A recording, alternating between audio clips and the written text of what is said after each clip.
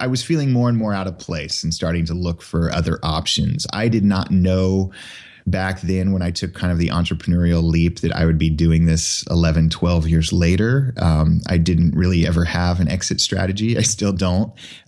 It was really just, this seems like a niche that needs to be filled. And that's kind of where I'm still at. It's evolved a lot. But yeah, I mean, it was a giant leap of faith to try this out. That was Jason Verlinde, publisher of the Fretboard Journal, which is a guitar magazine for grown-ups.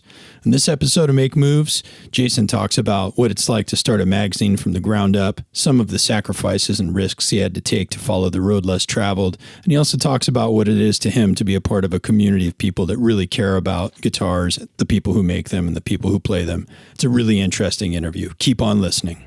2, 3, 4.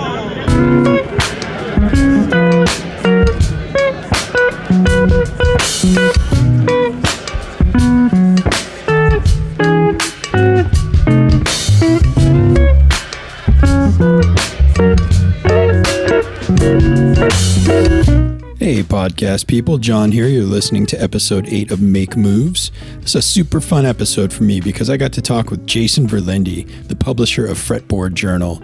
Fretboard Journal is, I think, my favorite magazine ever in the history of all magazines. It's about guitars and guitar players and guitar builders. And as a guitar dork, it was something that just captivated me. For years, I've been reading it. The photographs are wonderful. The writing is superb. And a couple of years ago, I started to fantasize that one day maybe I could write an article for the Fretboard Journal. And I hatched a few ideas and I sat on them for years. And then one day it just got to me. I realized that Fretboard Journal is part of my bucket list. So I opened up the front cover. I figured out who the publisher was. I looked him up online. I sent Jason an email and said, Jason, I really want to write an article. What do you think? And he just said, yep, sounds good. He told me how many words to write, when to have it in. And I was then challenged with actually doing something on my bucket list, which I did. If you pick up issue 36 of Fretboard Journal, you'll see one of my articles in there. It's a great life accomplishment. Anyway, Jason kind of fascinates me because I think he does what he loves for a living. You know, if I could have figured out how to surround myself with guitars and guitar players and guitar builders and do something meaningful and maybe pay my rent, I probably would have done it. But that was an equation I couldn't figure out. And Jason somehow did it. So it was really fun for me to talk with him and take his pulse a little bit and see, how did he get into this? And what did he risk to get into this? And is it working out for him? I think you're going to enjoy this interview. I sure enjoyed talking to him. I'm going to check in with you about the halfway point and play a little bit of music. Until then, I'm going to stop talking and you go ahead and enjoy this. Keep on listening. Jason, are you there? I am here. How are you? I'm doing great. Thanks for coming on Make Moves. Of course. Yeah, you are the publisher of the Fretboard Journal. Can you give our audience a short explanation of what the Fretboard Journal is? Yeah, well, the Fretboard Journal is a quarterly coffee table style magazine catering to the world of guitarists and guitar collectors. So I started it 11 years ago with a partner, and it's kind of unlike all of the stereotypical guitar magazines you might see at the bookstore or the 7-Eleven. We do really long form interviews with some of the icons of not only playing, but guitar building, really focus a lot on fine photography and doing, long scale photo essays, and try to get stories and perspectives you wouldn't find anywhere else. That's kind of our thing. How many issues do you have out at this point? We just sent our 37th issue off to press, which will be out in October of 2016. So we got 36 out so far. Okay. And so you said it pretty quickly, but you started the Fretboard Journal, yes? I mean, it was... I started it with a friend of mine in 2005, 11 years ago, yeah. All right. And where were you before that? What led you to sort of say, I've got an idea, let's start a magazine? It could be a long or a short answer to that one. So I've always really been into print. Even as a kid, I was living in Northern California collecting trail maps for Lake Tahoe ski areas. Like I just loved, the written word, seeing paper, collecting stuff, nice books. I went to college and got into letterpress printing for a while there and apprenticed in the Bay Area for a really high-end letterpress printer. ended up becoming a music journalist, writing about music for weeklies and magazines, and then moving up to Seattle in 1998 to work for Amazon when it was still a bookstore, because they hired a bunch of music experts to help them sell music for the first time. This is like early days of Amazon kind of. Worked there for a long time, and it was there that I kind of got the guitar bug, started looking, perusing the early websites of all the cool guitar dealers out there, getting the Mandolin Brothers newsletter as much as I could, and the Elderly newsletter, and really becoming smitten with the world of nice high-end vintage and handmade guitars. And I kept looking around and thinking, I'm a magazine guy. None of the magazines out there really speak to this audience. They all kind of dumb it down. They're all kind of just trying to cover all the bases. Where's kind of the intelligent guitar magazine? And so that was kind of the kernel of the Fretboard Journal. And while I was working at Amazon, I met a great guy named Michael Simmons, who ended up being my co-founder on the magazine. And he brought some skills to the table. I brought some skills to the table, and we decided to kind of create a prototype. Wow. So, let me ask, I want to talk more about the magazine, but you had this career before magazines, and you were at Amazon, a managing editor for Amazon Music. I mean, that sounds kind of dreamy. Was there something pushing you to do the next thing? Was it just a passion that you had to do it? I mean, because you were in a really, it sounds like, comfortable, good position. Yeah, I was definitely more comfortable than, say, putting out a print magazine was. But, I've always, even when I struggle with it and try to fight it, at the end of the day, I kind of need to be a creative guy, and I'm kind of a creative thinker. And I wasn't really feeling satisfied there, aside from the fact that I had health insurance and a salary and everything. And as my role there became more managerial, and as the company became, more and more corporate, whereas when I started in 1998, it felt like a startup. I was feeling more and more out of place and starting to look for other options. I did not know back then, when I took kind of the entrepreneurial leap, that I would be doing this 11, 12 years later. I didn't really ever have an exit strategy. I still don't. It was really just, this seems like a niche that needs to be filled. And that's kind of where I'm still at. It's evolved a lot. But yeah, I mean, it was a giant leap of faith to try this out. Yeah. So, it sounds like maybe you've had to give yourself some second guesses, but it always feels like the right thing. Just something that I was thinking about your magazine, you mentioned some things about it. As someone who's looked at your magazine pretty closely, you've got a real commitment to the quality of the images and the writing and your willingness to do in-depth stories. And, I think that's impressive all by itself. But then I sort of get this feeling that you really feature people that wouldn't otherwise wind up in a magazine a lot of times. I mean, is that... Yeah, I mean, it's hard to say. I mean, I tend to follow my heart with all this stuff. So I only allow stories in the magazine with either musicians I actually would listen to, or instruments that I would someday love to own, or maybe already have owned. There is this sort of world in the universe of guitar publications and media of there are all these musicians who sort of just make music for other guitarists, and I won't name names, but they're kind of obvious. And that's not really what I'm about at all. At the end of the day, I want to put on a great record, and, my wife hopefully will enjoy it. I'll enjoy it. My friends who can't even, play a G chord will enjoy it. Like I just want great music in my life, and that's kind of what I want in the magazine as well. And so, I occasionally we're ahead of the curve, and we'll write about somebody who maybe will blow up in a couple of years. Like we put Blake Mills, an amazing young guitarist, on the cover a couple of issues ago. And that was kind of a ballsy move, because he's probably not a household name amongst our readers. But I love him, and he put out what I thought was the best record of the year. And so I wanted him in there. I wanted his story. And the same goes with builders. We also write about a lot of kind of legendary, iconic makers and players who maybe have absolutely nothing to promote. And I'm all for that too. I really tell my writers and all of our contributors, don't make this a timely article. Don't make this about a new release. Like, let's get this guy's life story. Let's get what makes him tick. That's really what the magazine's all about. Yeah. It comes through. It really comes through. Let me tell you. So, I mean, you mentioned that you had a background doing some magazine work, and it sounds like the format of magazine itself is something that's just under your skin. Are there any major reference points in the magazine world or the magazine genre that you look to, that you, not now, but when you were coming up with this, that you look to as a major sort of a model or a reference point to sort of sort out what Fretboard Journal might become? Yeah, I mean, well, I should go back. So I used to be an editor at a magazine that Tower Records put out when Tower Records was still around, called Pulse. And that was, despite the fact that it was owned by this corporate behemoth of Tower, like a very eclectic magazine and very like musically omnivorous. Any, hip hop, jazz, blues, rock, you name it, it was all in there. And we kind of had free reign to cover whatever we thought was great. So that was kind of one of the early influences, was just like, wow, there was a magazine that really eliminated all boundaries. If it was good, we would cover it. Going forward a little bit to when I was starting out the Fretboard Journal, the obvious influence, and many people have noticed it, is there's been a magazine called the Surfer's Journal that's been around for about 20 years. And for all of that time has kind of been committed to doing this sort of quality coverage of the history of surfing. And I would look at that magazine for many years, and I was a subscriber, even though I am not a surfer.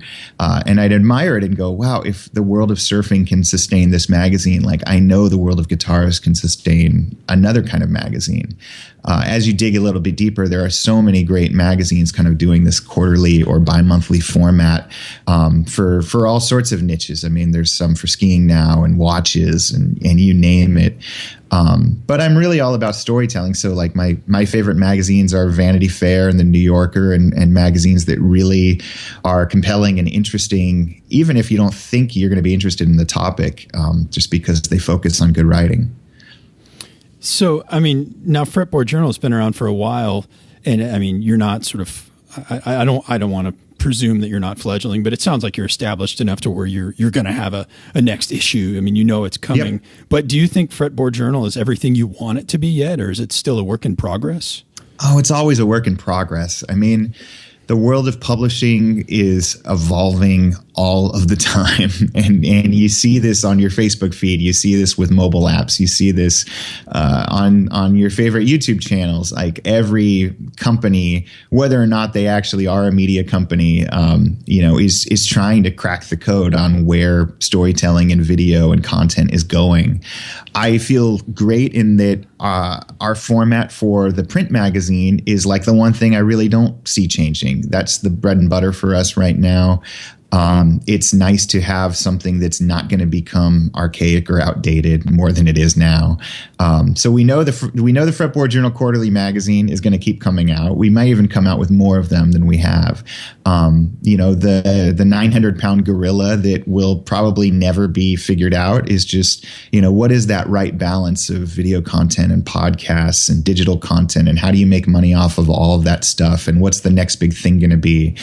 You see that. I see it now with a lot of magazines are trying to throw Snapchat my way, and it's like, in my heart, I'm not a Snapchat user. I'm sure it's great for some people, so it doesn't seem genuine. I'm not going to make the Fretboard Journal have its own Snapchat, but you never know. Like, you have to kind of be willing to pivot and be flexible and kind of keep your eyes open and see what's out there. That's kind of the big question mark. All that flexibility, So, you're in this enterprise with so many things happening all the time. Is there any particular thing that feels just the most challenging or stressful to you, or? Oh gosh. Doing a print magazine is really hard. So, I don't recommend it to anybody.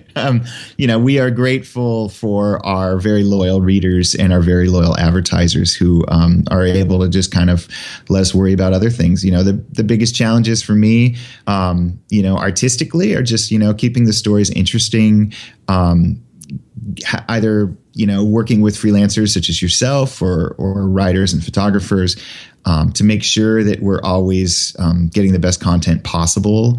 Having that stuff is paramount. It all kind of starts there.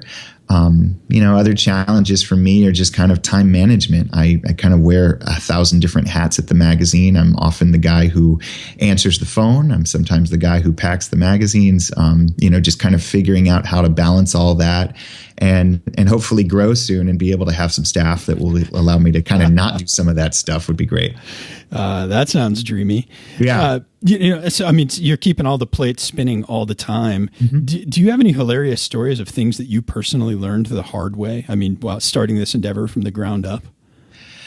Oh man, hilarious. I don't know if they're hilarious or tragic or how to, what's one thing you learned the hard way? And I'll either laugh or I'll cry. How about that? Oh no. When you're schlepping around a magazine that weighs over a pound, and they all do weigh like 1 pound, 4 ounces, like you quickly realize that like the great booth at the music festival that you thought was going to be a hit, like it's like the entire crowd is drunk or stoned. No one wants to buy a $40 subscription. B, you schlepped 400 pounds of magazines as well as bought the booth, and you had to fly yourself there. Like, there's all sorts of learning experiences like that where you're like, wow, this really sounded good, except on paper. There's plenty of that. I've run some stories that have I really thought were great, and I still stand by them, but they've offended some people. That's always fun. We did a great story with legendary, loosely on the legendary acoustic guitarist John Fahey, who, for folks listening, you probably heard his Christmas albums, if nothing else, but he was a legendary and iconic, fingerstyle guitar player, as well as a record label owner. We did a story with a guy who just kind of came out of the woodwork and wrote about the correspondence that he had with John Fahey when he was in college.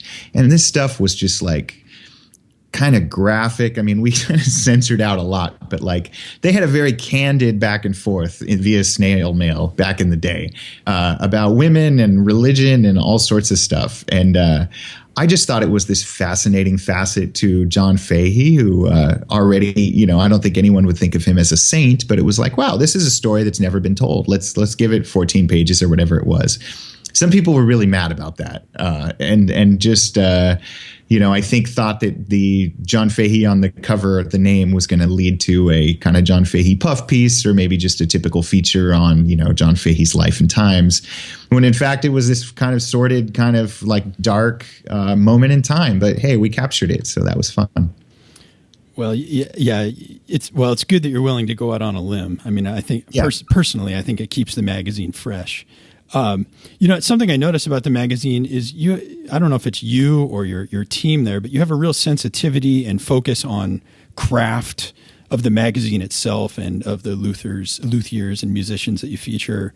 And also I kind of sense this fascination, which you already alluded to, that, collecting and a careful understanding of sort of the history of a lot of the instruments and the people that you're working with. And I'm wondering, where do those things come from? Is that is that part of just your childhood and being interested in travel maps and having to do letterpress work? And where does that focus on craft and that sense of historical meaningfulness come into your magazine? And did it filter through you?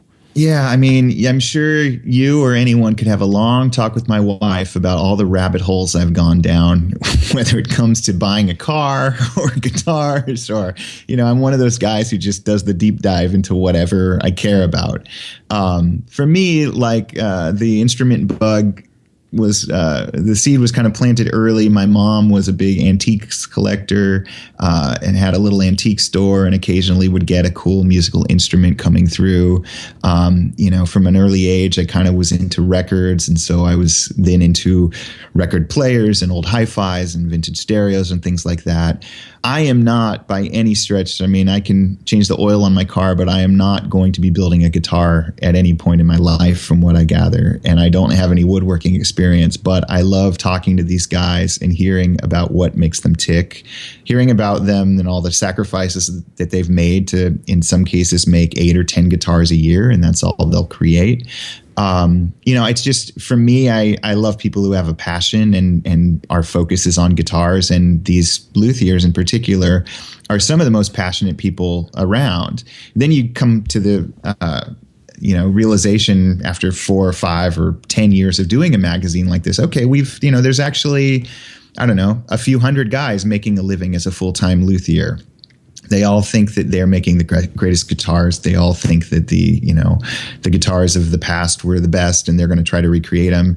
Then you peel back the next layer of the onion of like, how are all these guys different, aside from just aesthetically and aside from, maybe what they're putting into the guitars themselves, what different mindsets do they have behind this? And so there's so many ways to slice and dice this pie. It's a pretty fascinating, small little universe we occupy. So, I mean, a lot of what got my attention for the magazine is, the stuff that's in the magazine, but I'm pretty convinced that you conceive of your audience maybe differently than a lot of magazines. There's a lot of really elegant writing, and it seems like you assume a certain sophistication of the reader, like they actually know things. And that's not always the case. And I'm wondering, did that feel like a risk to you to assume so much about the audience, or is it just, were they there to receive that type of message? Well, I mean, I think there's been, there were, I don't know, in the early days, 500 or 1,000 people out of the gate who were like, wow, this is my Bible. Where has it been for so long? Or where has it been my whole life? But then there's been kind of a learning curve for some people. Some people get hooked because of a cover story that we'll do on someone mainstream, like we've got Derek Trucks on the cover right now. Then they find themselves, it's kind of a sleight of hand move. They find themselves reading about banjo makers or, some guy who's collecting mandolins or whatever. And they didn't even think they were going to care about that stuff. But yeah, we try to approach each story with a level of intelligence and with a certain baseline where we're not going to teach you what, I know a lot of people listening to your show don't know much about guitars, but we're not going to teach people what a headstock is versus a truss rod or any of these sort of minutia. We're going to come out of the gate thinking, you probably already know this, and if you don't, maybe reading this story will have you do the 3 internet searches you need to do to figure this stuff out. But it's kind of, we don't want to dumb things down at all. We're definitely both preaching to the choir and hopefully converting some people to the choir. So. That's a good way of thinking about it. Yeah. I also noticed, you really have this permeable boundary with your audience. You seem accessible and honest. I noticed something on a website once where I think you were letting subscribers know that there was a slight delay with an issue, and the tone of the communication was something like, yeah, if you're waiting for this, it's on the way. We're working on X, Y, and Z. It should be out next week. Yeah. Your audience is okay with that sort of honest level of communication? They appreciate that? I think so. I mean, it's genuine on my part. We do, I know some of our readers would love for this thing to come out every month like clockwork, even if the quality wasn't quite there. And the reality is a magazine like this takes a lot of time. And so I do feel, we've always been the one magazine. I think about all the magazines that come through my mailbox and how they kind of end up in a pile and eventually I'll read them. We've got unfortunately for me as the publisher, I've got the one magazine where if a subscriber gets it and even one corner is dinged up, like I hear about it. And so we've kind of come up with these fancy cardboard mailers that cost me a small fortune, just so that we know these things are going to arrive intact. And so I don't have to, and Scott and the other guys working for me don't have to deal with the customer service issues. But I don't know. I feel like because so many of our readers end up becoming contributors, end up becoming evangelists for what we're doing, I do want to have that clear communication. When I send out an email newsletter, anyone, on that list can pretty much respond, and I'll be, it's my email, and we'll have a dialogue. And from those, sometimes I get tips on great instruments that are out there that we should do a story on, or great artists. It really just varies. But yeah, I do try to have kind of open and honest dialogue with people, and they usually do with me too. So it works. I think it's brave myself, but then again, people could email me and I guess I would respond too. So I understand wanting the dialogue. It makes you feel connected. Yeah. This is sort of an observation that I made, and I just maybe sort of want to get your response on it. I've been collecting guitars for a lot of years, and I spent all the time reading up on players and luthiers, and And mostly, years ago, I did it by finding their websites or checking books out of the library or reading liner notes, sort of, the pre-internet world. But now you have this magazine, and it brings together what seems to me a lot of otherwise maybe disconnected people into a community. And I think the fact that you have a publication that gives them all a home, it kind of defines and makes that community a real thing. Do you agree with that? Yeah, I mean, I do. It's very hard for me to describe in one sentence who our readers are, or even who sometimes what our coverage is about. We have everyone from Earl Scruggs, the late great banjo legend, on the cover, to a Nels Cline or a Blake Mills or a Bill Frisell. And those worlds aren't necessarily that connected, but they kind of are if you are of a certain type of listener. And the same goes for the instruments that we feature. I will feature amazing electric guitar makers alongside, a very tried and true sort of Martin guitar style, luthier. And what connects all of these people are, they're making exceptional instruments or exceptional art, and they're passionate about it and they have a good story. And I think that, through the magic of magazine pacing and trust that, our readers trust that we're going to throw them the good stuff, it somehow works. So do you have a sense of responsibility past yourself to keep this whole community going? I mean, it sounds like you're a small shop and no one wants to be unemployed, but do you feel like if you weren't sort of corralling all of this stuff in one place that the community could go on without the magazine? Or do you see it as a real hinge pin? Or I mean, I'm sure the communities always go on. I would like to think that we're an important part of it and that there's a need for us. I mean, there are, I'm not going to toot my own horn, but, there's plenty of blogs and forums and other ways to hear about nice instruments and good music. But I'd like to think that our little digest that comes out 4 times a year is kind of an important part of that puzzle. I've been getting some Facebook notices from Fretboard Journal, and I'm seeing things like you're having these regional meetup groups. Yeah. And you have a major, I guess it'll be your 2nd annual Fretboard Summit.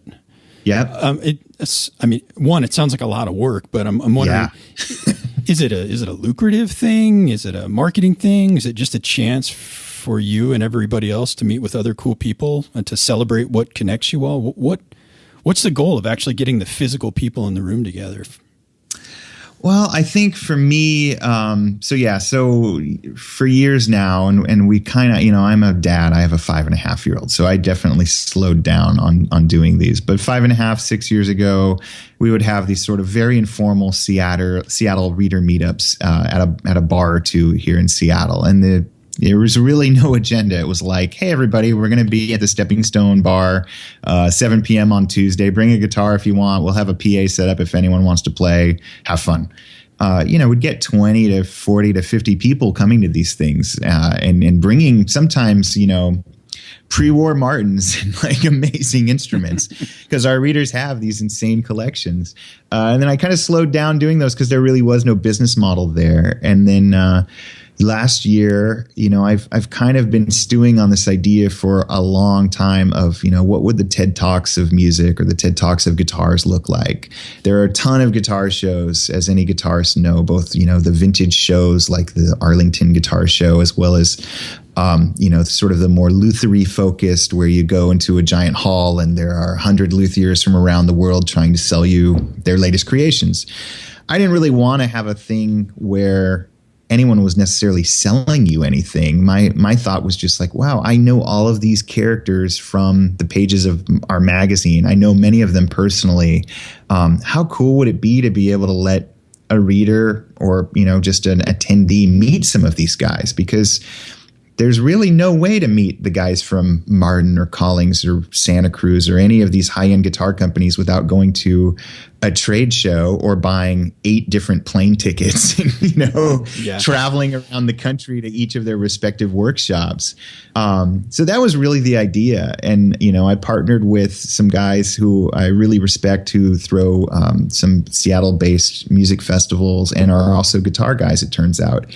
And so, yeah, we did one last year in Northern California. It's called the Fretboard Summit, and we're doing one this October. It's the 14th through 16th down in San Diego at the Rancho Bernardo Inn. It's a very unconventional festival. Most people who go to a guitar show or something like this, expect to pay $10, and this is a much bigger ticket item. It's around $400 to attend, but that $400 gets you full access to, it's like you get to be in your own personal Disneyland. You get to meet these guys. There are talks going from basically morning till night from all the leaders in the industry about a whole range of topics.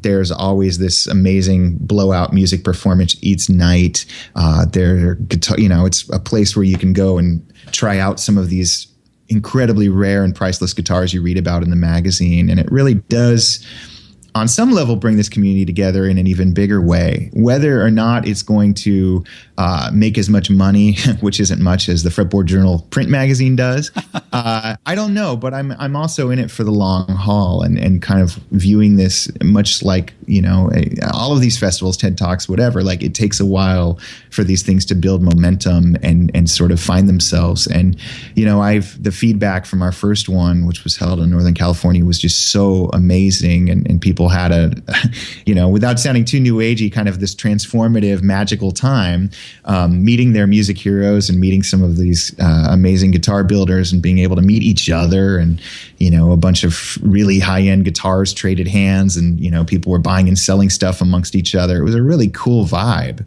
and so as long as it doesn't drive me completely bonkers or broke, like, why not do it? It's an amazing thing and a lot of fun.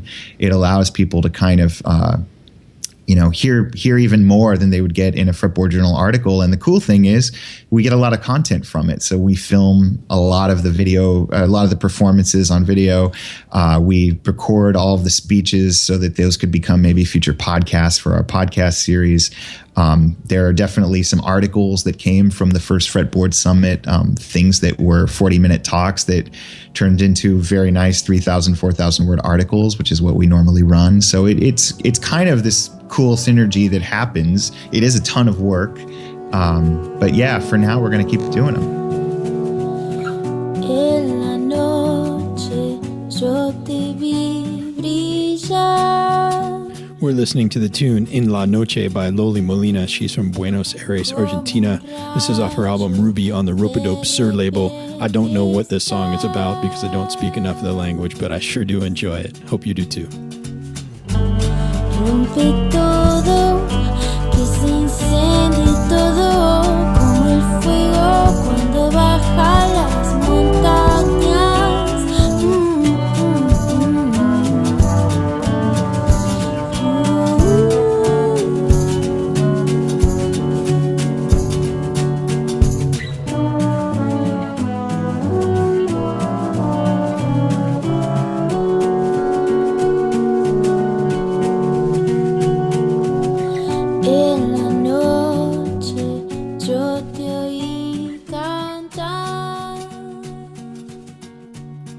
So, I mean, you're a publisher, and on some level, you probably have this role of impartial journalist in you. You're not allowed to think any one particular guitar or musician's the best ever. And I was wondering, does that ever get in the way of your ability to be a fan of something now? Boy, no. I mean, it doesn't. I am still a fan about all the things that I ever was. There is still music that really speaks to me, and that I will go and see every concert. I'm a huge fan of someone who's done a lot of work over the years for us, Bill Frisell. He's an incredible guitarist. Everyone listening to this should check Bill Frisell out if they haven't yet. We've done innumerable listeners. videos. He's one of my heroes. We've done, we've probably cornered the market on solo Bill Frisell videos and podcasts and magazine articles. He's probably done about enough to do. I often think like, wow, all these solo video performances would make for one hell of an album from our office. We've got like 12 of them now.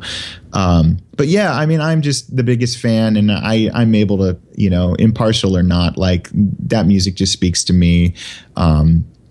Yeah, I mean, it's with I will say with the world of guitars and kind of instruments, like after having seen literally thousands of guitars and gotten my hands on them, like you kind of feel after a while like you've seen everything, but that's not to slight the world of guitars or guitar making. Like there's just so many great instruments now.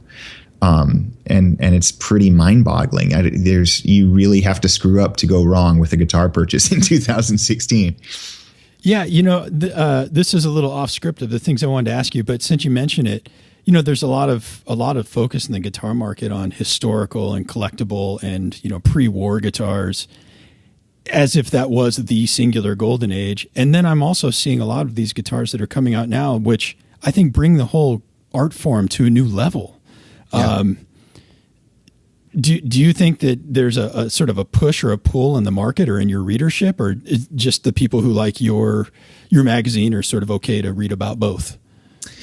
I let them read about both. And, I kind of try to cover both of those bases. We have guys reading our magazine who have literally hundreds of thousands of dollars worth of old Martins and sitting in their man cave, and that's the end all for them. They're bluegrass guys.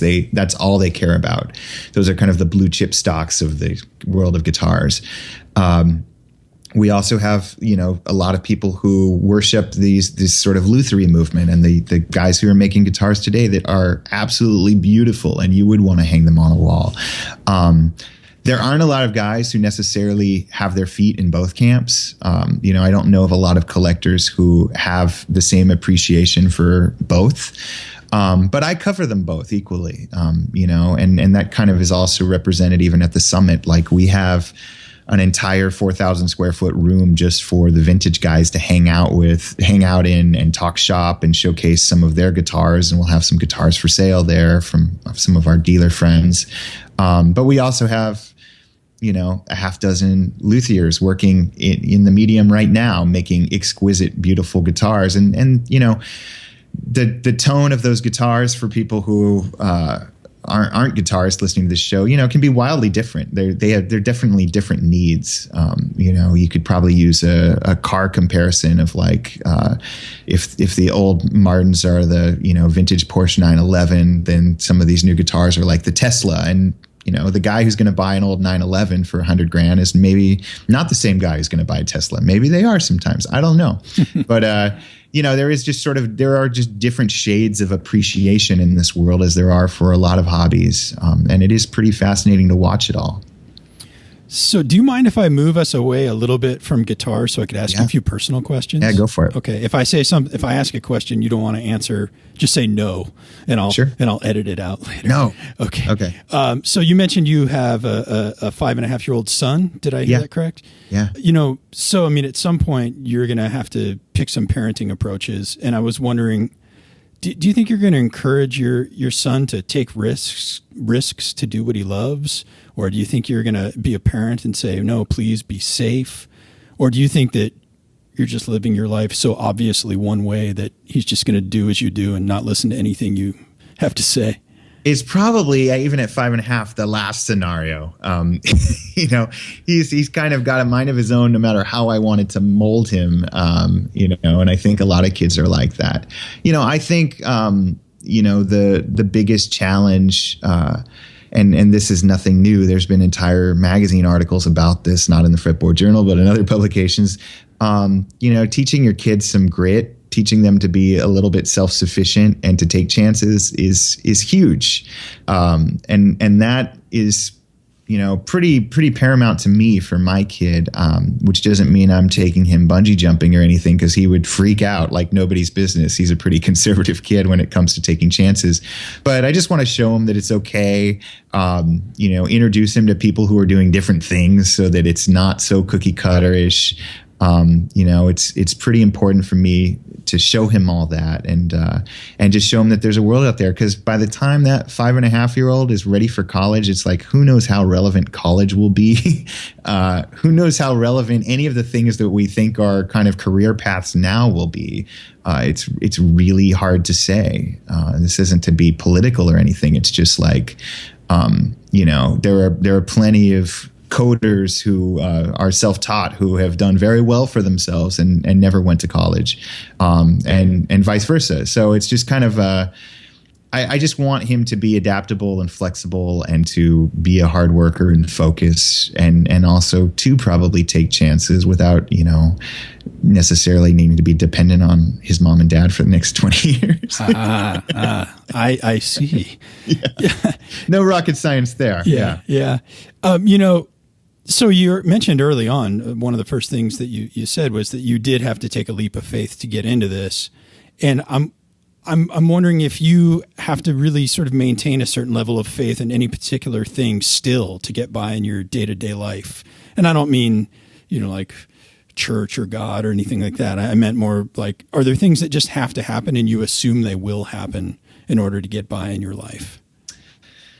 Well, I mean, I assume that the world of guitars will still be relevant to a certain facet of our country. That's huge. For me, on a personal level, I've kind of undergone a little bit of a journey in the last 6 months, I guess. What I'm starting to discover is, some beauty in the quiet spaces and in the moments where the iPhone isn't glued to my side, or that I'm not staring at a screen. So I kind of feel like that stuff is becoming more and more important to me. I don't know if that answers your question totally, but especially when you have a kid who's growing up exceptionally fast, it's just so important in this, frantic day and age to just like take a deep breath and go like, what's happening here right now? Oh, he's playing with his colored pins, and look at that art, and look how beautiful it is, and have a little gratitude about it all. That's kind of huge for me right now. So that's kind of where my head's at. Well, my youngest is quite a bit older than your son, and I got to tell you, time does not slow down. I know. Yeah, you didn't come to talk with me to get advice of that sort, but I empathize there. I'm wondering, do you have a support network that you rely on, or maybe better yet, who is your support network when you just need to talk to somebody? Who do you call? Well, I have some friends. I have a very loving wife who does have a corporate job. And so she complains to me about her corporate job, and I complain to her about my very non-corporate job. And then we talk about all the good things that happen in our day too. I have a handful of friends that I will go out with. And I recently joined the Ballard Elks Lodge, which sounds decidedly old school, but it's actually the fastest growing Elks Lodge in the country. And we have a beautiful waterfront view here in Ballard in Seattle, Washington. And there are some very cool people who belong there. And so that's my other little, I'll even go there. They have good Wi-Fi. I'll go work there sometimes. But I've, through the magazine, met amazing musicians who ended up becoming great friends. And as well as just, I have people who could care the least about the world of guitars, who I just lean on, and I've met them, either at Amazon when I was down there, or through the magazine, or through mutual friends. So I kind of have, those are kind of my support networks. I found you originally because I was trying to reinvent my own life, and I was looking at people who, in my opinion, were maybe doing the coolest things that I could imagine. Thank you. So I opened up the Fretboard Journal, and I saw your name as publisher, and I asked myself, well, how did that happen for him?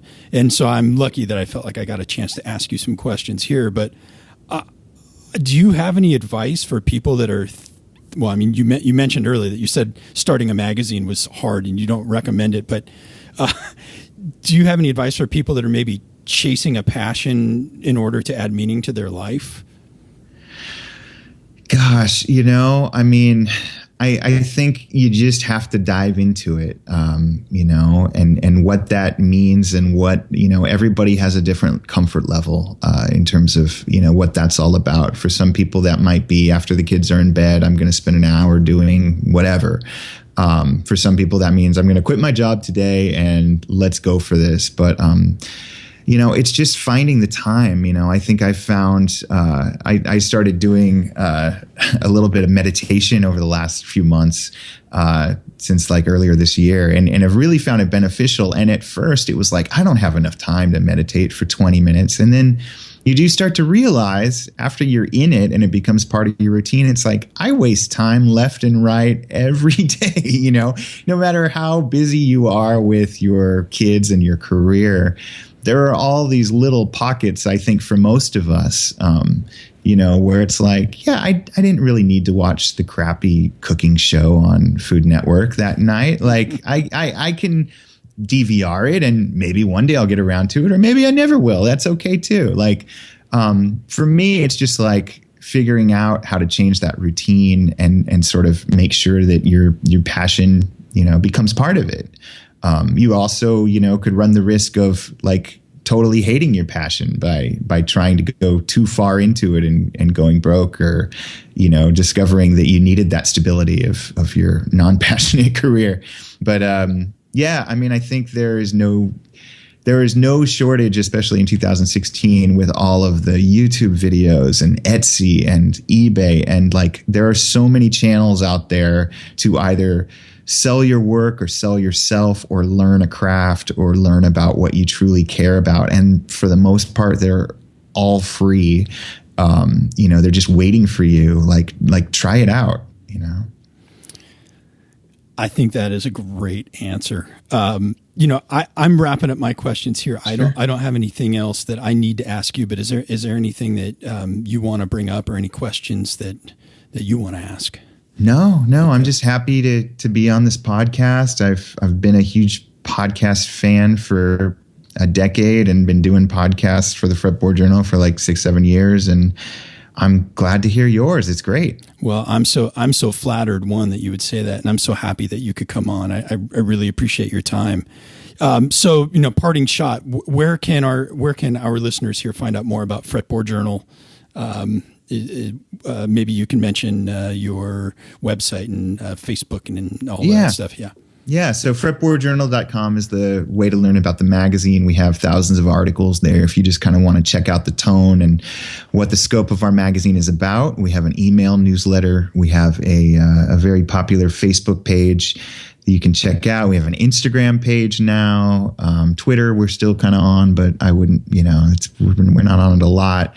And the Fretboard Summit, you can definitely get links from that first website, but there's also fretboardsummit.com if the thought of hanging out with 400 other guitar geeks appeals to you. You should, by all means, come. It's pretty fun. I'm totally into it, man. You got to be there. Yeah. Totally into it. Well, hey, thank you so much for coming on Make Moves, and I look forward to keeping in touch with you. All right. Thanks so much, John. Yeah, take care.